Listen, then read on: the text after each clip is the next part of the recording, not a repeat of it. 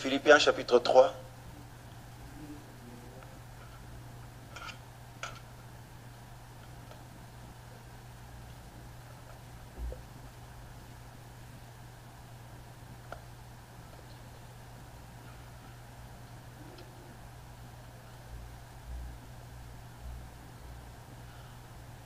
Alléluia.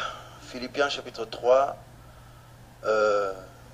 Nous allons lire à partir du verset 13.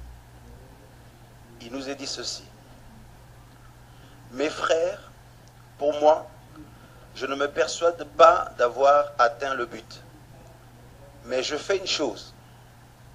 Oubliant les choses qui sont en arrière et me portant vers celles qui sont en avant, je cours vers le but pour remporter le prix de la vocation céleste de Dieu en Jésus-Christ.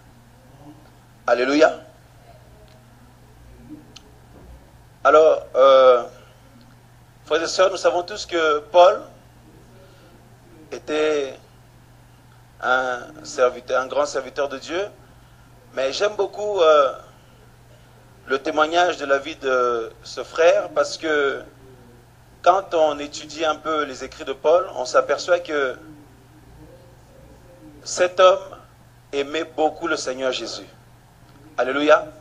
Avant de se définir d'abord comme un serviteur, parce que le service est une fonction, cet homme se reconnaissait comme une vraie brebis du Seigneur, et chaque jour il s'investissait pour être de ceux qui aiment le Seigneur pour qui il est, non pas pour ce qu'il peut nous apporter. Alléluia. Et Paul était un amoureux de Jésus.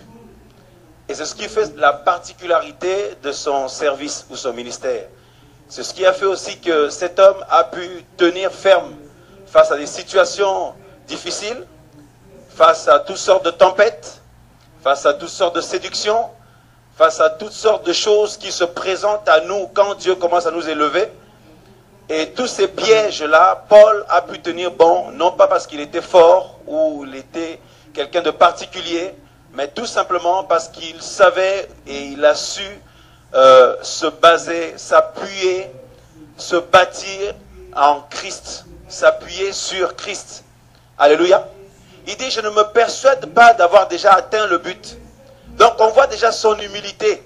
Il peut dire avec tout ce que le Seigneur fait dans ma vie et avec moi, et avec un peu l'expérience quand même que j'ai, mais il se dit, tant que le Seigneur n'est pas venu nous chercher, tant que je ne suis pas parti, ce n'est pas mon jour, eh bien, tout peut arriver, alors je reste sur mes gardes, je veille. Et c'est une recommandation du Maître. Veillez et priez, afin de ne pas tomber dans la tentation. L'esprit est bien disposé, mais la chair est faible. Et vous savez, il peut y avoir des jours où on veille, et dans ces jours-là, on est fort, Dieu nous fortifie, nous fait du bien. Et là, l'ennemi nous observe parce qu'il sait qu'on est en position de force. Mais il y a d'autres jours où on est moins bien. Et c'est là que l'ennemi attaque. Alléluia. Le voleur ne vient que pour dérober, égorger et tout détruire. C'est pourquoi le Maître a dit, il y a des choses fondamentales que le Seigneur a dit dès le départ. Veillez et priez tous les jours au quotidien. Non pas que nous puissions ou nous devons nous attendre à quelqu'un qui nous pousse derrière. Mais le Seigneur se présente lui-même comme notre Maître. Hein. Et en tant que Maître, nous sommes ses disciples. Donc nous sommes à l'école, nous apprenons avec lui.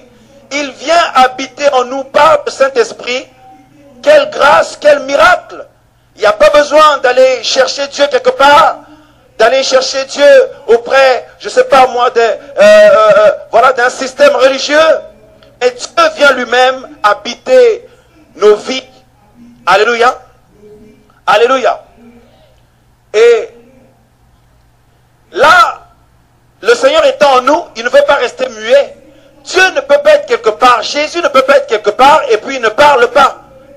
Il ne convainc pas. Il ne conduit pas. Il ne fortifie pas.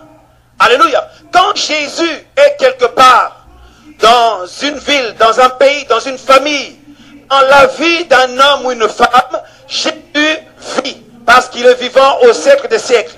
Et s'il vit, il parle. S'il vit, il conduit. S'il vit, il convainc. Alléluia. S'il vit, il instruit, il enseigne. Amen. Et si nous sommes vraiment, parce que notre première, c'est que nous sommes d'abord brebis du Seigneur.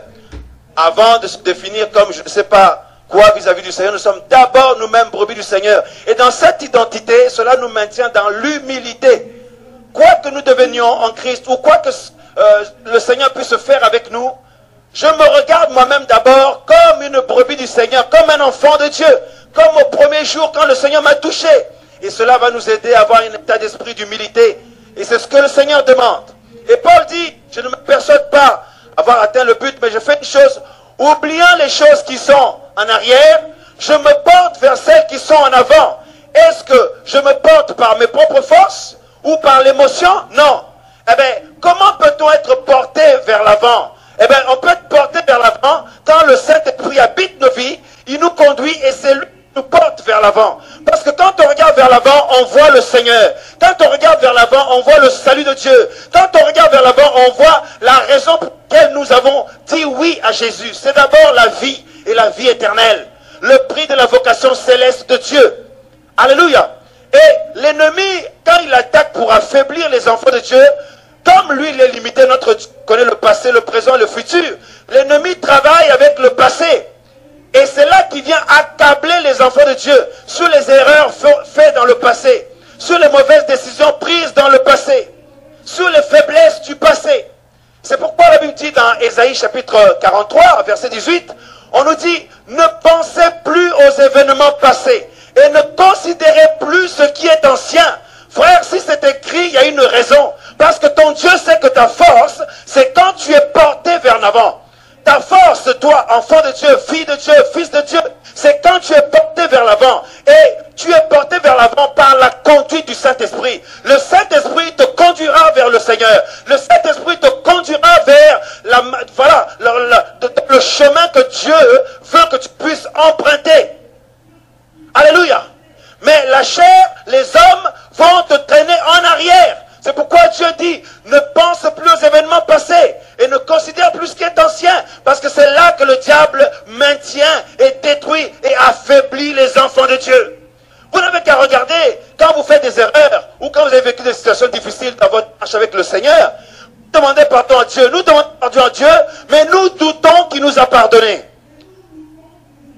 Vous vous basez sur vos émotions, sur vos pensées, frères, sœurs. Et je peux vous assurer que l'ennemi vient et il vous combat au niveau des pensées. Et nous perdons l'assurance du pardon de Dieu. Alors qu'il est écrit, quand nous demandons pardon à notre Père, il nous écoute, il nous pardonne et il oublie nos péchés. Il oublie ces choses, il tourne la page. Et cela devrait être normalement notre force. Et si on est basé là-dessus, frère, qui peut te déstabiliser? Qui peut t'affaiblir? Et Dieu a accompli cela pour te rendre fort en Jésus-Christ. Alléluia. C'est pourquoi Paul dit, j'oublie les choses qui sont dans le passé. Je me porte vers celles qui sont en avant. Alléluia. Cette raison, oublie le passé. La seule condition où Dieu nous autorise à passer au passé, c'est quand on se souvient des bienfaits de Dieu dans notre vie.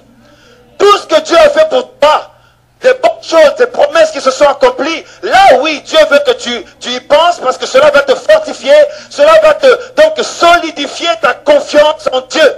Mais si c'est pour penser à tes fautes, à tes erreurs, à ce que les gens t'ont dit, qui t'ont blessé, qui t'ont fait mal, cela va te faiblir, te déstabiliser. Alléluia. Dans nos couples, c'est la même chose. Notre force, c'est de tourner la page. Quand il y a eu des situations difficiles avec ton mari ou ta femme, la puissance du pardon de Dieu intervient et là, nous libérons notre cœur, la page est tournée et nous nous portons vers l'avant. Comment peut-on se porter vers l'avant? En fait, c'est Dieu lui-même qui vient, qui te saisit, le Saint-Esprit te remplit tellement que tu n'as plus le temps de passer au passé. Tu es porté par le Saint-Esprit à regarder à la croix, regarder à ton Dieu. Et c'est ça notre force. Et l'ennemi ne peut rien contre les hommes ou les femmes de Dieu, les enfants de Dieu qui marchent de cette manière-là. Et c'est la volonté du Père pour toi et moi. Dieu n'a pas fait les choses à moitié. Alléluia. Il se présente comme un Dieu puissant, mais en marchant avec lui, nous ne sommes pas tellement stables, nous sommes tellement rassurés. ainsi le vrai Jésus de la Bible. Quand tu as le vrai Jésus de la Bible dans ta vie, frères et sœurs, il vient produire sa vie en toi. Son rôle, c'est de produire la vie de Dieu en toi. Et tu commences à voir les choses comme Dieu les voit. Même par rapport à ceux qui t'entourent. Ton mari ou ta femme ou tes enfants. Tu commences à voir le cœur de Dieu. Tu ne juges pas les gens par rapport à leur passé ou par rapport à leurs erreurs. Alléluia. Parce que si Dieu devait nous juger par rapport à nos fautes ou nos erreurs, personne d'entre nous ici aurait de l'espoir. Alléluia. Alléluia. C'est pourquoi Paul dit, oubliant ce qui est en arrière, je me porte vers ce qui est en avant. C'est très, très, très important. Et c'est une démarche, c'est une attitude de foi. Et la Bible dit, sans la foi, il est impossible d'être agréable. Et quand on se porte vers l'avant comme ça, nos yeux sont braqués sur le Seigneur. Alléluia. Et auprès du Seigneur, on reçoit la capacité d'avancer, l'assurance de pardonner les autres. Alléluia. De minimiser des choses qui pourraient créer des problèmes. Alléluia. Et on se concentre sur l'essentiel. Amen. Amen. Veux-tu faire comme Paul? Voulons-nous faire comme Paul?